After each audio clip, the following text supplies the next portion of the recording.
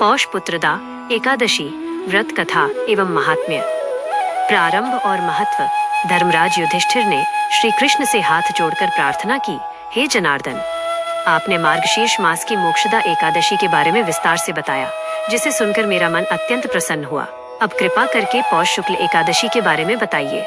इस एकादशी का क्या नाम है, इसकी विधि क्या है और इसमें किस देवता का पूजन किया जाता है? भगवान श्री कृष्ण मुस्कुराकर बोले, हे धर्मराज, जगत के कल्याण के लिए आपने बहुत ही सुंदर प्रश्न किया है। पौष मास के शुक्ल पक्ष की एकादशी का नाम पुत्रदा एकादशी है। जैसा कि इसके नाम से ही स्पष्ट है, यह व्रत संतान सुख देने वाला और सभी पापों का नाश करने वाला है। इस दिन भगवान नारायण की पूजा की जाती है। इस व्रत के समान इस लोक में दूसरा कोई व्रत नहीं है। जो भक्त श्रद्धा पूर्वक इसे करते हैं, भगवान उन्हें विद्वान और यशस्वी संतान प्रदान करते हैं। पौराणिक व्रत कथा। प्राचीन काल में भद्रावती नाम की एक सुंदर नगरी थी। वहाँ सुकुमार या सुकेतुमान नाम के एक धर्मात्मा राजा राज्य करते थे। उनकी पत्नी का नाम कैव्या था। राजा के पास अतुल धन संपत्ति, विशाल सेना और ऐश्वर्य की कोई कमी नहीं थी, परंतु उनकी कोई संतान नहीं थी। इसी कारण राजा और रानी दिन रात मानसिक चिंता में डूबे रहते थे। राजा सोचते थे कि मेरे मरने के बाद मेरा तर्पण और पिंडदान कौन करेगा? बिना पुत्र के पितरों और देवताओं का ऋण मैं कैसे चुका पाऊंगा? जिस घर में पुत्र न हो, वहाँ सदा अंधकार रहता है। राजा को लगता था कि पिछले जन्म के किसी पाप के कारण ही उन्हें ये दुख भोगना पड़ रहा है। एक दिन राजा इतने दुखी हुए कि उनके मन में अपने प्राण त्यागने का विचार आया, लेकिन उन्होंने सोचा कि आत्महत्या महापाप है। इसी उधेड़बुन में वे अपना घोड़ा लेकर गहरे जंगल की ओर चले गए। वन में उन्होंने देखा कि मृग, व्याघ्र, बंदर और हाथी अपने अपने परिवारों और बच्चों के साथ आनंद कर रहे हैं। यह देखकर राजा का मन और भी अधिक व्यथित हो गया। राजा प्यास से व्याकुल होकर पानी की तलाश में भटकने लगे। तभी उन्हें एक सुंदर सरोवर दिखाई दिया। उस सरोवर के चारों ओर मुनियों के आश्रम बने हुए थे। राजा वहां पहुंचे और आश्रम में बैठे ऋषियों को दंडवत प्रणाम किया।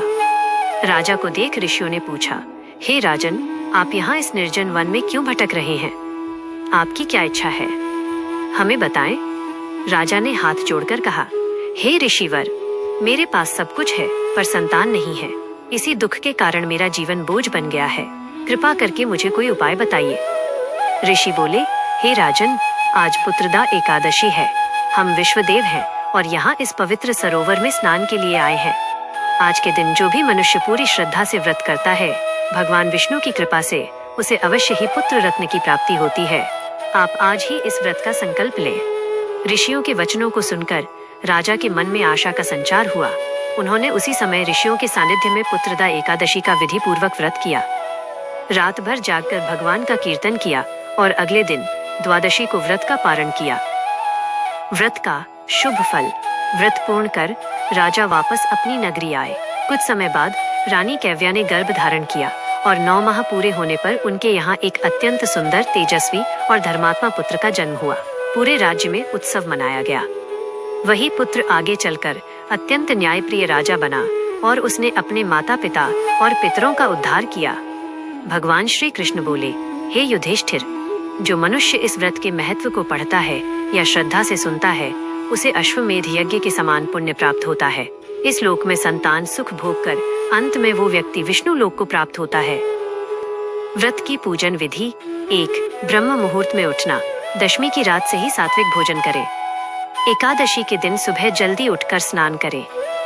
2. संकल्प। हाथ में जल लेकर संकल्प करें कि हे प्रभु, मैं संतान प्राप्ति या सुख समृद्धि के लिए पुत्रदा एकादशी का व्रत कर रही हूँ।